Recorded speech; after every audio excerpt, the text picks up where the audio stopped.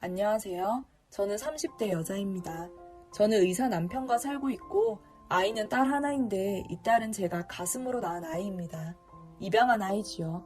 저는 아이를 가질 수 없는 몸은 아닌데 남편이 제 몸으로는 임신은 절대 안 된다고 극구 반대해 결국 둘 합의하에 입양을 해서 지금 딸아이는 6살입니다. 남편은 초혼이고 저는 남편이 두 번째 남편입니다. 재혼이지요. 그렇지만 말이 재혼이지 저에게는 첫 남편이나 다름없는 사람입니다. 제 첫 남편이라는 인간은 정말 남편은커녕 원수라고 해도 모자랄 일들만 버려놓고 이혼했으니까요. 아직까지도 생각만 하면 손이 떨리고 분노가 치밀어서 가능하면 생각하지 않고 살려고 합니다. 저와 전 남편은 20살에 알바를 같이 하면서 만났어요. 저보다 2살 위였고 군대를 갓 제대하고 대학에 복학한 상태였고 저는 대학생이었죠. 알바를 같이 하다가 전 남편이 먼저 제게 고백을 했고 제가 받아줘서 저희는 사귀게 되었어요. 전 남편은 제게 정말 잘해주고 첫째 딸이어서 늘 동생들에게 양보하고 사랑받지 못했던 저는 그런 보살핌이 너무너무 좋았어요. 정말 내가 의지할 수 있는 사람을 만났다고 생각했죠.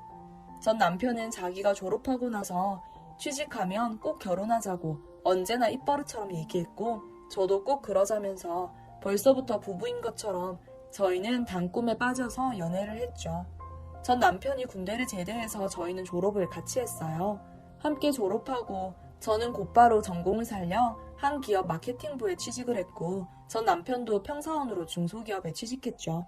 1년 정도 일을 했는데 저는 운이 좋게도 실력을 좋게 평가받아서 승진도 빠르게 되고 월급도 올랐어요.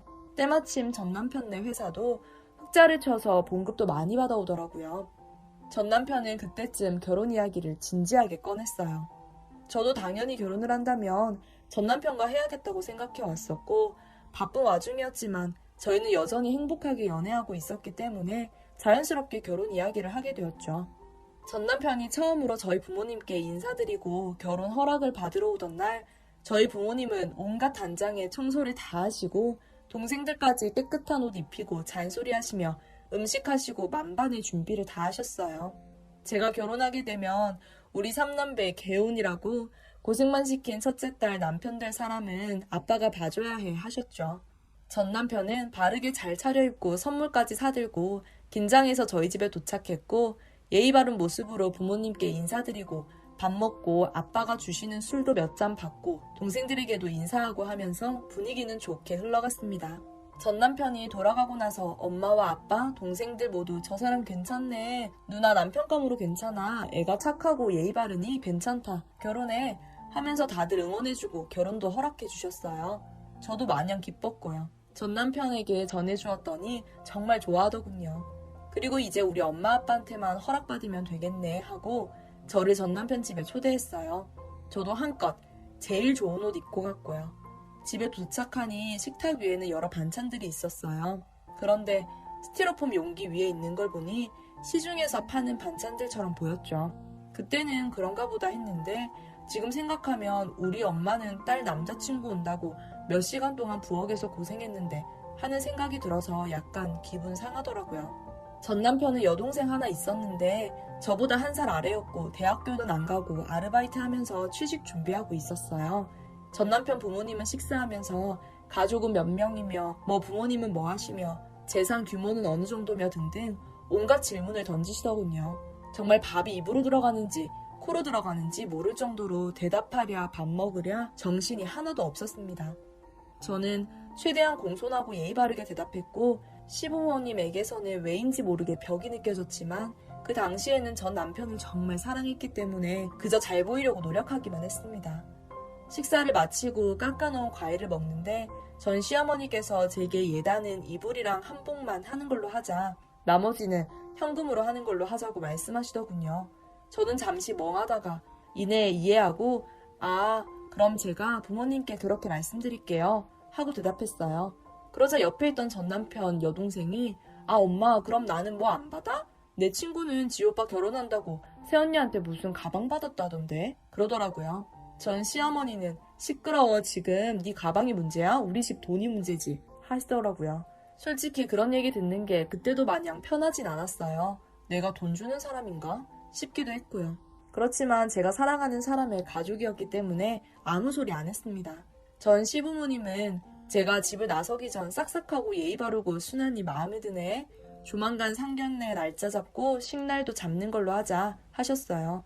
내내 긴장해 있다가 결혼 허락 소리를 들으니 정말 날아갈 것 같아서 불편했던 기억들은 싹 잊혀지더군요.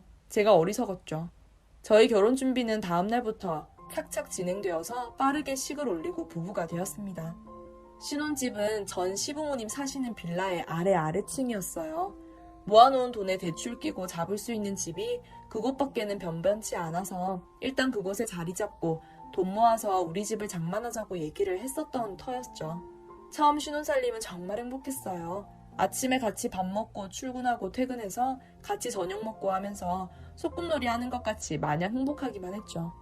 그러다 결혼한 지 2년 정도 되었을 때 전 시부모님의 아이 독촉이 시작되었어요. 2년 놀았으면 이제 아이 가져야 하지 않겠니? 로 시작되었죠. 저는 솔직히 몇 년 더 있다 임신을 하고 싶었어요. 일이 잘 되고 있었고 회사에서 입지도 다져가는데 아이를 가지면 아무래도 일하기 어려울 테니까요. 그래도 그냥 네 어머님 노력할게요 하고 대답하고 말았어요. 사실 2년 동안에도 집에 수시로 내려오셔서 살림 잔소리 하시고 명절에도 친정 안 보내려고 온갖 핑계 다 대시며 붙잡으시고 힘들었던 적이 가끔 있던 게 아니었거든요.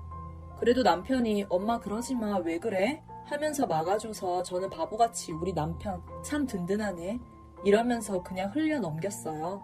한번 독촉이 시작되니 전 시어머니는 정말 매일매일 찾아오시고 전화하시면서 어젯밤은 어땠니? 하시면서 잠자리까지 간섭하려고 하셨어요. 정말 너무 스트레스를 받아서 전 남편에게 어머님의 임신 재촉 때문에 나 너무 힘들어. 당신이 말 좀 해주면 안 돼? 하고 말했고 전 남편은 잠시 고민하다가 제게 당신 일하는 거 좋아하는 거 아는데 그래도 앞으로도 계속 일할 거면 한 살이라도 젊을 때 일찍 낳는 게 좋지 않을까? 하고 묻더군요. 일찍 낳아서 일찍 키우고 오래 일하라고요. 저는 바보같이 그 말에 또 설득당해서 임신을 진지하게 고민하게 되었고 일주일 정도 후에 전 남편과 둘이 건강검진을 받으러 병원에 갔어요. 전 남편은 정상이라고 잘 나왔는데 제게는 정밀검사를 권하더라고요. 저는 대수롭지 않게 생각하고 정밀검사를 받았어요. 그런데 일주일 후에 받은 검사 결과에서 저는 신장암 2기 판정을 받았어요. 아무런 징조도 없었는데 신장암이라니? 너무 충격을 받아서 그날 정말 울었어요. 친정 부모님도 걱정하시며 우셨고요. 전 남편은 저를 달래면서 아직 2기잖아. 치료하면 괜찮을 거야. 수술 받고 치료하자 하면서 저를 안아줬어요. 전 시부모님도 조금 놀라신 듯 하셨어요. 전 시아버님은 필요한 게 있으면 얘기하거라 말씀하셨죠. 그런데 전 시어머님은 저를 가만히 보더니 그럼 너 이제 애 못 가지니? 하고 물으셨어요. 전 남편은 엄마 지금 무슨 임신이야. 애가 건강부터 해야 임신을 하든 말든 하지 하고 막아줬어요. 그러자 전 시어머님의 따가운 시선은 제 가슴에 오래 박혔죠. 다음 날부터 저는 회사에 휴직계를 내고 수술 날짜를 잡았어요. 수술이 끝나고 나서는 바로 항암 치료를 시작했고요. 정말 힘들었어요. 머리도 정말 다 빠져서 드라마에서처럼 삭발도 했었고요. 전 남편은 저를 정말 열심히 응원하고 퇴근하면 병원으로 달려와 저를 간호해줬어요. 정말 고마웠죠.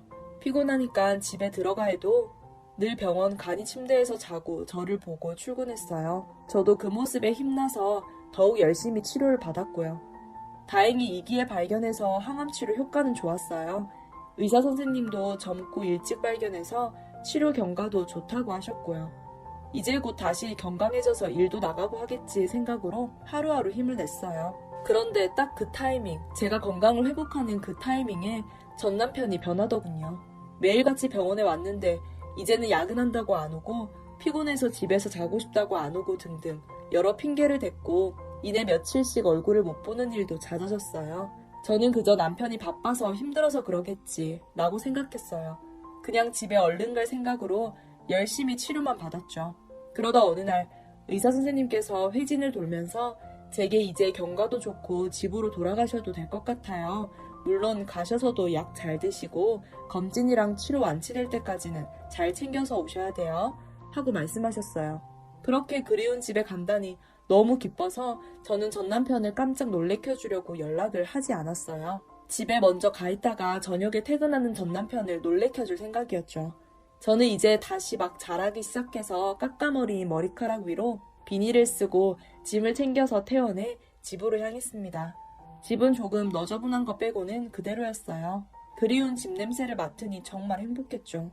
저는 전 남편에게 전화해 몇 시에 퇴근이냐고 물었고 전 남편은 나 오늘 늦게 끝나는데 미안해 병원에 못 갈 것 같아. 내일 일찍 일어나야 해서 라고 대답했어요. 계획대로 되어간다는 생각에 저는 응 알았어 조심해 하고 전화를 끊고 집에서 전 남편이 오길 기다렸어요. 하염없이 기다리다 이내 해가 지고 현관문 저 너머에서 구두 소리가 들려왔어요. 저는 계획대로 안방에 숨어서 문틈으로 내다보았죠. 현관문 열리는 소리가 들리고 밖으로 나가려는 순간 저는 보았어요. 전 남편이 다른 여자와 하하호호 웃으면서 들어오는 모습을요. 팔짱 끼고 웃으면서 자기야 오늘은 우리 저녁 뭐 해먹을까? 하면서 들어오는데 손이 부들부들 떨리고 심장이 벌렁거려 정말 죽을 것 같더군요. 온몸에 분노가 흘렀어요. 그렇게 나한테 헌신하고 하던 모습이 다 가짜였다는 분노가 차올랐죠. 뒤에서는 다른 여자랑 같이 헤헤거리고 나는 그 사람만 보고 죽을 힘을 다해 그 독한 치료를 건졌는데 말이죠. 문을 열고 나가니 전 남편과 그 여자는 심히 당황하더군요. 당연한 반응이죠. 저는 전 남편을 향해 조소하며 말했어요. 아픈 마누라가 싫으면 싫다고 하지 그랬어? 그럼 바로 헤어져 줬을 텐데. 전 남편은 말을 더듬으면서 제게 변명하더라고요. 여보 아니야 이 여자는 여보 사실 우리 엄마가 당신은 아기 가지기 힘들지 않겠냐면서 그래도 되는 이어야 하니까 그래서 하고 걔도 안 줄 말만 늘어놓고 그 사이에 그 여자는 후다닥 나가버렸고요. 저는 전 남편에게 말했어요. 그래 이제라도 본색을 알았으니 다행이네. 당신이랑 있어봤자 스트레스 쌓여서 안 그래도 아픈 몸 더 버리겠어. 이혼하자. 이제라도 결단 내리게 해줘서 고마워. 하고 말하니 전 남편은 제 팔을 붙잡고 싹싹 빌었어요. 여보 미안해. 한 번만 용서해줘. 당신 아프고 많이 외로웠었어. 그래서 내가 미쳤었나 봐. 여보 나한테는 당신밖에 없어. 제발 그러지 마. 하고 무릎까지 꿇고 빌었지만 저는 그 길로 나와서 친정으로 향했어요. 친정 부모님 남동생들에게 말하며 펑펑 우니 모두 화내며 당장 전 남편을 죽이러 가겠다고 펄펄 뛰더군요. 저는 아빠와 남동생에게 내가 몸이 좀 힘드니 나 대신 이혼 좀 진행시켜달라고 말했어요. 남동생은 알았다고 하며 다음날 바로 이혼 소장을 보냈고 전 남편은 친정으로 찾아와서 빌었어요. 남동생이 전 남편에게 달려들어 패려던 걸 아빠가 말리셨고 분노로 떨리는 목소리로 침착하게 전 남편에게 말씀하셨죠. 우리 딸에게 한 짓거리 생각하면 당장 여기서 찢어 죽여도 시원찮아. 그래도 똥 더러워서 피한다고 내 인성까지 더럽히고 싶지 않으니 조용히 이혼 소장 받아. 위자료고 뭐고 필요 없고 우리 딸 앞에 다신 나타나지 마 하셨어요. 그리고 다음날 전 남편이 다시 나타났어요. 이번에는 혼자가 아니었어요. 전 시어머니와 함께였죠. 전 시어머니는 당당하게 어깨 펴고 거실로 들어와 말했어요. 우리 아들은 잘못 없습니다. 애를 무슨 아픈 마누라 팽개치고 바람나는 그런 애로 보시는 것 같은데 사돈이 착각하는 거예요. 그 여자엔 내가 꽂아준 겁니다. 며느리 몸 상태 봐서는 손주는 글러 먹었는데 대는 이어야 할 거 아닙니까? 하시더군요. 듣는 내내 기가 막혀서 눈물만 나왔어요. 남동생은 그 자리에서 전 시어머니의 멱살을 잡고 끌어올려서 아줌마 내가 지금 아줌마 창밖으로 던져버리고 싶은데 아줌마 따위 때문에 내가 살인자 돼서 감옥살이 할 수는 없으니까 참는 거야. 명예훼손으로 아줌마까지 고소하기 전에 당장 꺼지고 다시는 우리 누나 앞에 나타나지 마 하고 살벌하게 말하더군요. 전 시어머니는 이대로 우리 아들 이혼남 만들 수 없다며 난리를 피우다가 결국 제 남동생 손에 이끌려 집에서 쫓겨나셨어요. 전 남편은 그 후로도 몇 번을 다시 찾아와서 빌었으나 저와 저희 가족의 반응도 한결같았어요. 이혼 소장을 받고도 이혼 못한다고 버티다가 1년이 조금 안 되어서 저와 전 남편은 결국 이혼을 했어요. 몸도 마음도 지친 상태여서 저는 이를 악물고 항암 치료를 이어나갔죠. 보란듯이 다시 건강해져서 행복한 모습을 보여주고 싶었거든요. 그래야 내가 완전히 이긴다고 생각했어요.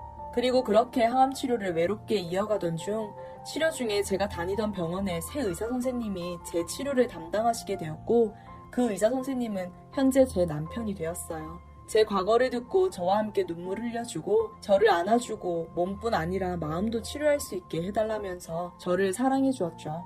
그리고 지금은 가슴으로 낳은 딸과 함께 셋이서 행복하게 살고 있습니다.